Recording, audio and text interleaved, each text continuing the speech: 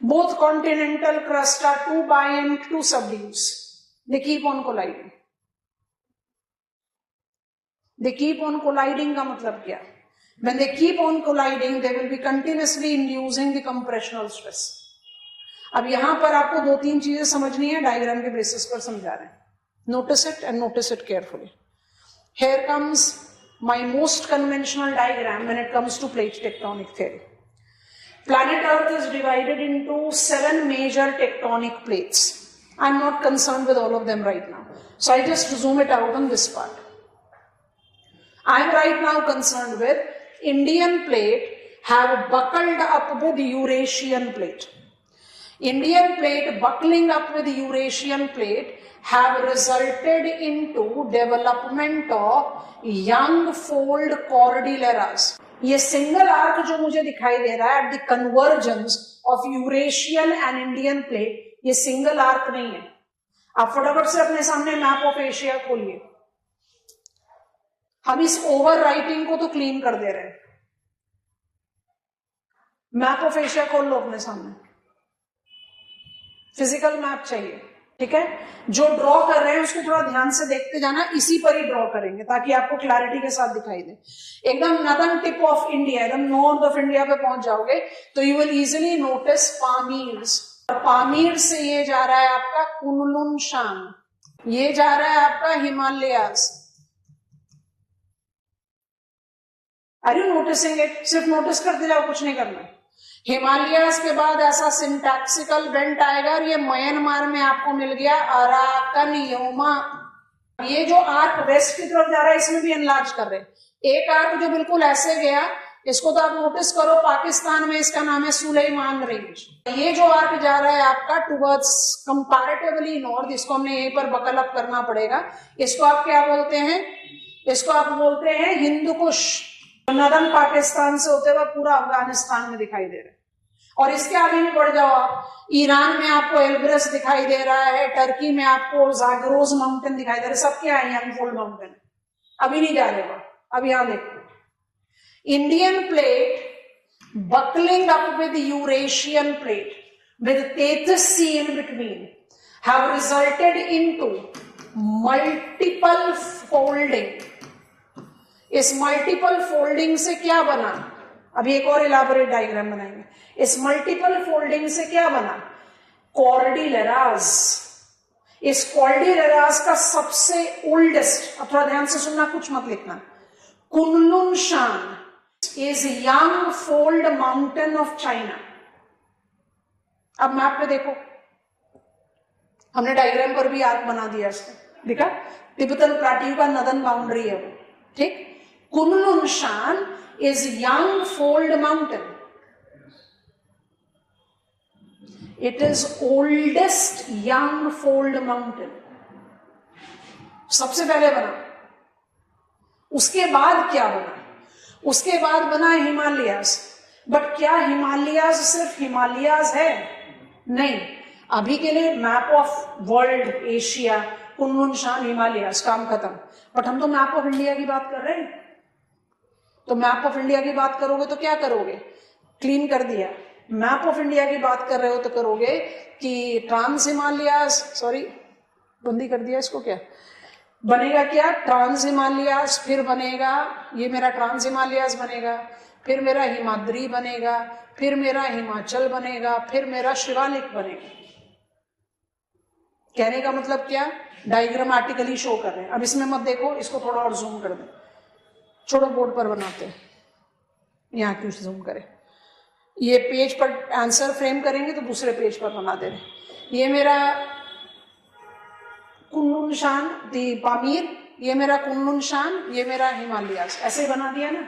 ये हमने map of Asia में देख लिया. अब हम इसको एनलार्ज कर रहे हैं. तो हम इसको एनलार्ज कर रहे हैं तो हम इसको इधर शिफ्ट कर देते हैं. ये मेरा कुनलुन शान है जिसकी मुझे रिक्वायरमेंट नहीं है because it belongs to China.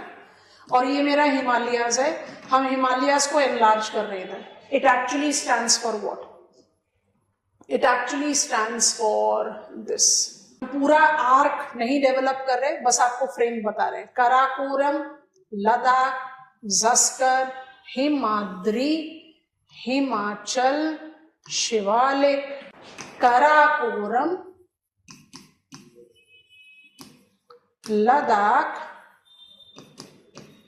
ज़स्कर, Himadri, Himachal Shivalik. और इसके नॉर्थ में चले जाओ, माने चाइना में चले जाओ तो कुनलुन शान। अब 2 मिनट के लिए रुको और समझो। Indian plate compressed against Eurasia created multiple folding. This multiple folding generated Kunlun Shan the first, Trans Himalayas the second, Himadri Himachal the third, and Shivalik the fourth. So Kunlun Shan हमारे example में बन गया oldest young fold mountain और शिवालिक बन गया youngest young fold mountain. ठीक है, इसी में आपको इस चीज को नोटिस करना है, क्योंकि हमने तो पहला पॉइंटर ऑफ आंसर क्या बनाया, कोलाइडिंग बाउंड्री। तो भाई क्वेश्चन अराइज करता है कोलाइडिंग बाउंड्री कैसे होगा। इंडिया और यूरेशिया के बीच में 33 सी भी तो था, वो सी कहां गया। तो कुनलुन शान तिब्बतन प्लाट्यू के बनने के टाइम में वो क्लोज डाउन कर गया, इसलिए हमने क्या पॉइंट बनाया है आपका 33 सी स्क्वीजिंग। और जब हिमालयन फॉर्मेशन शुरू हुआ है तो वो किस तरीके का बाउंड्री हो गया, ओशन गया, क्लोज डाउन कर गया, continent crust. It's continent continent convergence. इस तरह के कन्वर्जेंस को आप क्या बोलते हो, इस तरह के कन्वर्जेंस को आप कोलाइडिंग बाउंड्री बोलते हो। इस तरह की कोलाइडिंग बाउंड्रीज में वुल्केनिज्म नहीं दिखता। हिमालयाज में कोई वुल्कैनिक कोन नहीं है, ना एक्टिव, ना पैसिव, ना डोरमेंट, ना एक्सटिंक्ट, किसी भी तरीके का नहीं, because there is no subduction involve. तो बहुत ही टिपिकल प्लेट टेक्टोनिक थियरी के डोमेन में जब आप बात करते हो तो आप कहते हो Himalayas are example of colliding boundary, continent continent crust. ये हाई प्लाट्यू लिखा है, ये माउंटेन रेंज लिखा है, आप इसको तिब्बतन प्लाट्यू रीड कर लो। इसके और नॉर्थ में चले जाओगे तो यूरेशियन प्लेट हो गया, और ये माउंटेन रेंज के साथ आप जा रहे हो, आप इसको काउंट कर लो Indian plate. Is that comfortable with us? Colliding Himalayas are at colliding boundary. Himalayas are at colliding boundary where both the continental crust being lighter density do not subduce. आपको ये तो जा रहा है कुछ इनर में, it is not going subduction to be in warmer interiors to melt. It is just marking up its move 10-8 kilometers that leads to further upliftment of the mountain. ये colliding factor है। ये तो typically आपका plate tectonic theory के साथ reference में आ गया। इसके साथ आता है स्लूचरिंग। सो आई क्लोज दिस डाउन। वापस आते हैं अपने फ्रेम पर। जो मैं आपको पॉइंट 2 बताया था यहां पर लिख देते हैं, यहां नहीं लिखा है हमने। तो आप सेकेंड राइजिंग इनवॉल्व प्रोसेस, तो पहला प्रोसेस तो ये है। दूसरा प्रोसेस को रिलेट टू, वो बेसिकली इसी का एनहांसमेंट है। इसको कैसे रिलेट करना है पहले इस इमेज को देखेंगे। 70 million years ago, 50 million years ago equator cross किया, कन्वर्ज कर गया, ये तो हम समझ गए। Multiple folding that has developed. I want you to concentrate on this. ये जो कंप्रेशन हुआ है, इस कंप्रेशन से हम अपने दिमाग में क्या बनाएंगे? Compressional stress leads to folding, but when there is multiple folding it results into, ये देखो जरा, compression can result into faulting as well। दिख रहा है? shortening but breakage, इसको बोलते हैं रिवर्स फॉल्ट। क्या मतलब? लैब में बैठ जाओ, लैब में बैठ जाओ, डायग्राम 1 को देखो, दिमाग में क्या रहता है हमेशा? When I pull apart the crustal rocks, जब पुल अपार्ट करोगे, खींच कर अलग करोगे, तो sooner later it will break। इसको आप बोलते हैं नॉर्मल, ब्रेकिंग को बोलते हैं फॉल्टिंग। तो टेंशनल स्ट्रेस डाला और तोड़ दिया, तो तोड़ दिया तो आप उसको क्या बोलोगे, फॉल्टिंग। तो ये तो नॉर्मली है। अब आप कंप्रेशनल स्ट्रेस अप्लाई करो, कंप्रेशनल स्ट्रेस अप्लाई करते हो तो हम कहते हैं कंप्रेशन अप्लाई करोगे तो फोल्डिंग होगा। बट अगर आप स्ट्रक्चर की बारे में बात करो, आई नीड टू बी, थोड़ा ध्यान से, I need to be ductile. If you are inducing compressional stress, I need to be ductile to fold. अगर हम ब्रिटल हैं तो आप कंप्रेशनल स्ट्रेस इंड्यूस करोगे, हम फोल्ड तो होंगे नहीं, टूट जाएंगे। और कंप्रेशनल स्ट्रेस की वजह से टूट रहे हो तो क्या करोगे, शॉर्टनिंग ऑफ द क्रस्ट ही तो होगा। Note, it is reverse of normal. तो सुचरिंग को या थ्रस्टिंग को रिवर्स फॉल्ट भी बोलते हैं। Reverse of what, reverse of normal. Himalayan cordilleras में, दोबारा से इस डायग्राम पर आएंगे थोड़ी देर बाद, हम थोड़ा सा आसान वाला डायग्राम आपको बनाकर बताते हैं। हिमालयन कॉर्डिलेराज में we have got, very this is gone, Himalayan cordilleras में we have got world's most dominating examples of reverse fault. अब इस रिवर्स फॉल्ट को हम कैसे जज करते हैं, डायग्राम जो आपने एग्जामिनेशन में बनाना है वो स्विफ्ट होना चाहिए, वेल लेबल्ड होना चाहिए, आपको आर्टिस्ट बनने की कोई जरूरत नहीं है। तो आसान से इस सीक्वेंस में बन जाता है, तो हम इसी सीक्वेंस में इसको बनाकर आपको बता रहे। नोटिस करना, नॉर्थ से साउथ, ये प्रोसेस का एक एडिशनल फैक्टर है, ठीक है, ये बना दिया, लेबल कर देते हैं इसको। ये है मेरा ट्रांस हिमालयास, नाम आसान हो जाता है उसके बाद। ये है मेरा हिमाद्री, ये है मेरा हिमाचल, दोनों में HIM होता है इसलिए हिमाद्री पूरा लिख दिया। और ये है मेरा शिवालिक। हमें एक क्वेश्चन शिवालिक का भी फ्रेम करना है। अच्छा, इसको थोड़ा सेंटर स्टेज दे देते हैं, बाद में श्रिंक कर देंगे ताकि आप सबको आराम से दिखे। अच्छा जी, अब जरा इसकी लेबलिंग कर रहे हैं। Colliding boundary has created multiple reverse faults which justifies that it has not happened once, it is still happening. तभी तो Himalayas are rising. आपको स्टेटमेंट क्या बोल रहा है, Himalayas are rising, quote unquote, expand the statement and explain the involved processes. तो process suturing भी है। सुचरिंग क्या रिलेट करता है, it develops reverse fault. And how many reverse faults you have when it comes to Himalayan Cordilleras? नाम बड़े आराम से याद होंगे, थोड़ा ध्यान से देखते जाओ। पहला इंडस सांगपो, कल बताया था ना सांगपो, सुचर जोन।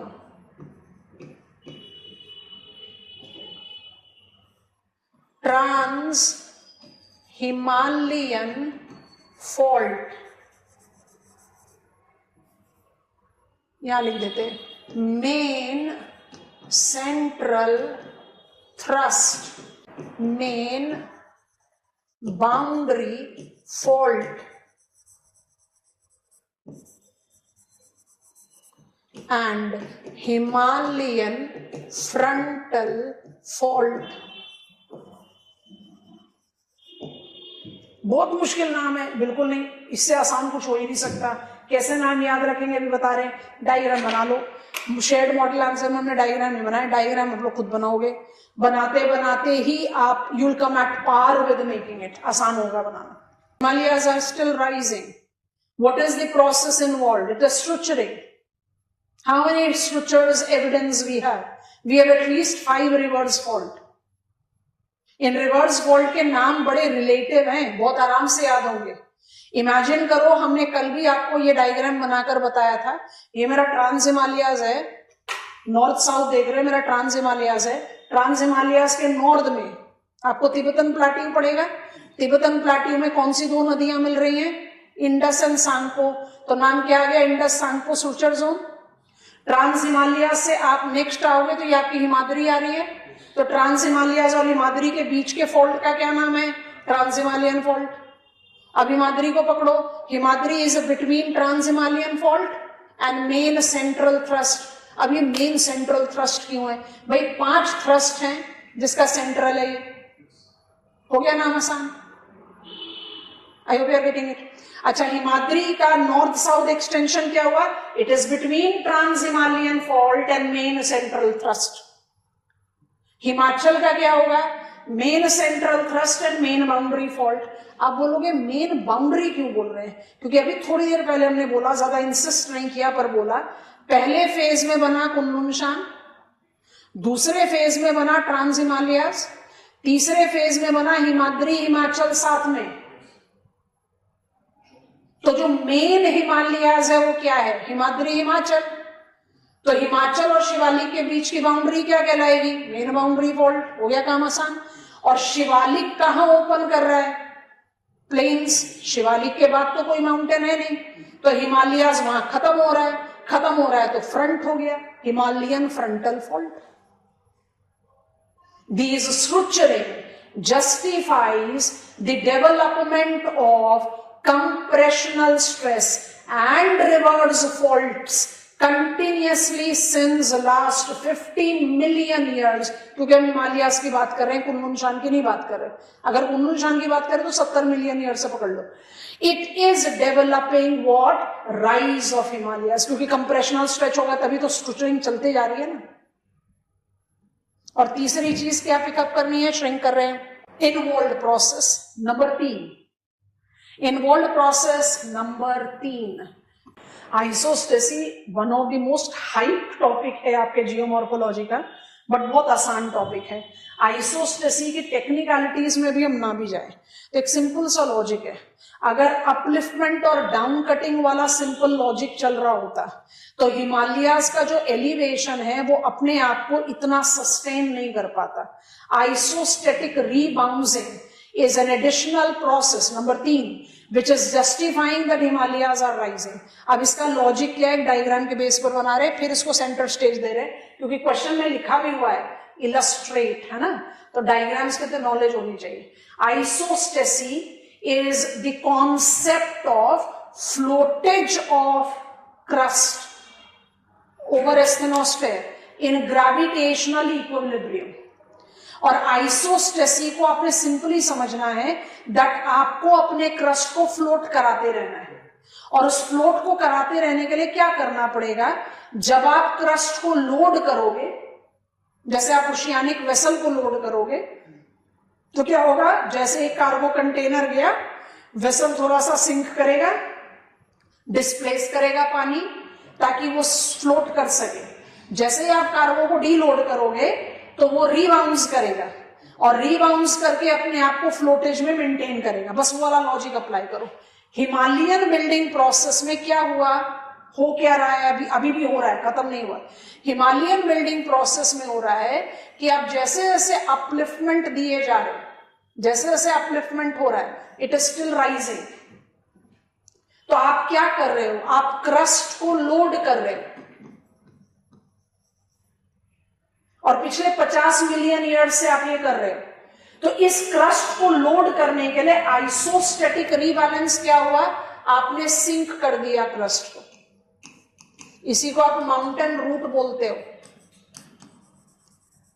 अगर आपने एनसीईआरटीज पढ़ी है तो आप नोटिस करना कि हम हमेशा बोलते हैं लिथोस्फेयर माने 100 किलोमीटर्स, बट एनसीईआरटी बोलता है lithosphere can be 200 kilometres also. कहां? जहां माउंटेन रूट होगा। जितना टॉल माउंटेन उतना डीप रूट। सिंक करोगे ना। तो हिमालयास क्या है? टॉल माउंटेन्स है। टॉल माउंटेन्स क्या कर रहा है? टॉल माउंटेन्स ने अपना रूट बना लिया, फॉर्मेशन प्रोसेस ऑन है, बट 6000 मीटर्स का एवरेज एलिवेशन तो अटेन कर चुका ना, तो बाय डिफॉल्ट फ्लोटेज को मेंटेन करने के लिए रूट बना लिया।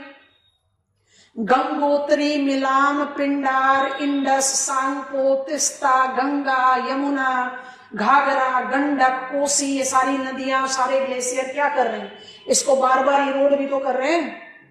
वो थोड़ी वेट कर रहे हैं, वो भी तो इरोड कर रहे हैं। अब हम कलर चेंज करके इसी में बना रहे हैं, थोड़ा सा ध्यान से देखो।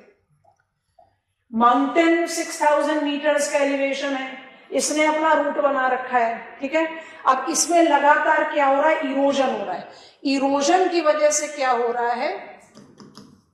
आप इसको डीलोड कर रहे हो, इरोजन की वजह से क्या हो रहा है, आप इसको डीलोड कर रहे हो, डीलोड करोगे तो क्या होगा, there will be crustal rebouncing. Are you understanding it class? ये रीबाउंसिंग हिमालयाज के राइज को मेंटेन करके चल रहा है, इसको आइसोस्टैटिक फ्लेक्चर्स बोलते हैं। And mind it, only upliftment and only gravity if would have been functioning, Himalayas का हाइट इतने लंबे समय तक इतना एग्जिस्टिंग नहीं रहता। Isostatic rebouncing is the additional reason for it still rising. और राइज का रेट क्या है, तीनों एस्पेक्ट बता दिए। When I take a reference of rise का rate, it is 1 centimeter per year rise. Himalayas are still rising. Expand this statement, explain involved processes and illustrate your answer. यहां खत्म मत करो, आंसर अपने पॉइंट और process को prove करने के लिए एविडेंसेस डाल दो। तो अपने बॉडी ऑफ द आंसर को डिवाइड कर दिया 3 प्रोसेस में। कन्वेंशनल प्लेट टेक्टोनिक पर नहीं रुके, अप्लाई कर दिया। Of course it is tectonic factor which is going on with structuring, but आपने उसको एड ऑन किया, आपने आइसोस्टैटिक रीबाउंसिंग किया, और उसके बाद आप क्या कह रहे हो, अपने प्रोसेसेस को जस्टिफाई करने के लिए एविडेंस दे रहे हो। Himalayas are still rising is equal to Himalayas are still active. Still active है तो उसका कौन कौन सा पॉइंटर रेफरेंस रह जाएगा? Indian plate is still moving towards Eurasia. The geological surveys justifies, list कर देते हैं, इसी को श्रिंक करके कर दें, नहीं दूसरे पेज पे बना देते हैं। आंसर बना लिया, उसके बाद आप दे दो एविडेंसेस, इन्वॉल्व प्रोसेसेस लिख कर दे दिया एग्जामिनर को, डायग्राम्स बना दिया, प्रूफ करना चाह रहे, ठीक है। It proves that India is moving towards Eurasia at the rate of 3 to 5 centimeters per year, leading to 1 centimeter per year rise of Himalayas. Mount Everest is still rising. पहला evidence ये डाल दो, दूसरा एविडेंस अर्थक्वेक डाल दो। पूरा Himalayan region seismic prone zone है, और एनडीए में इसको जोन 5 और जोन 4 की कैटेगरी में रखती है, extreme high risk zone and high risk zone. तो अर्थक्वेक कहां आते हैं?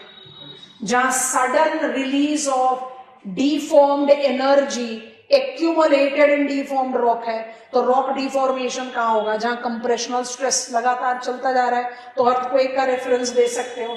इसके बाद आप रेफरेंस दे सकते हो, यही हम शिवालिक के लिए इस्तेमाल करेंगे, फ्लूवियल एक्शन। इसमें पहला है एंटीसीडेंट और दूसरा है अनपेयर्ड टेरेसेस, अभी समझा रहे हैं, और चौथा है the range of marine fossils. इसको भी हम शिवालिक के क्वेश्चन में अप्लाई कर लेंगे। शालिग्राम सुना है ना आप लोगों ने? काफी ऑस्पिशियस माना जाता है, वर्शिपिंग के लिए इस्तेमाल में किया जाता है नेपाल एंड इंडिया में भी बहुत जगह। ये फॉसिल अनामाइट रॉक्स हैं, ये मरीन सेडिमेंट्स, मरीन ऑर्गेनिजम्स के फॉसिल रिमेन्स हैं। ये मरीन फॉसिल्स क्या प्रूव करते हैं? That Himalayan building material was in Tethys sea, उसके स्क्वीजिंग की वजह से ही कोलाइडिंग बाउंड्री बना। और जो एंटीसीडेंट ड्रेनेज है, एंटीसीडेंट ड्रेनेज को हम कहते हैं existed prior to the existence of mountain. Indo Brahm river justify करते हैं, अभी आ रहे हैं डिटेल्स में शिवालिक वाले क्वेश्चन के साथ। वो मुझे क्या बता रहा है? अपलिफ्ट हो रहा है इसलिए डिसमेंबरिंग हुआ,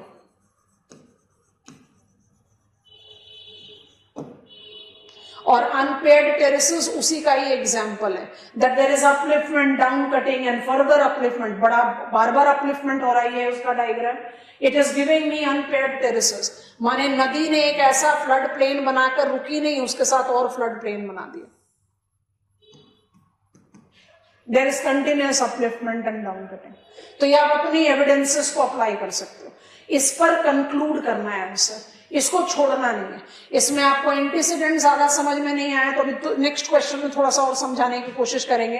अनपेयर्ड पेयर्ड टेरेसेस, ये रिवर का फॉर्मेशन प्रोसेस है, इसको आप वैली इन वैली टोपोग्राफी बोलते हैं, बहुत एलिमेंट्री चीज है। हमारे पास अनपेयर्ड टेरेसेस है हिमालयाज में।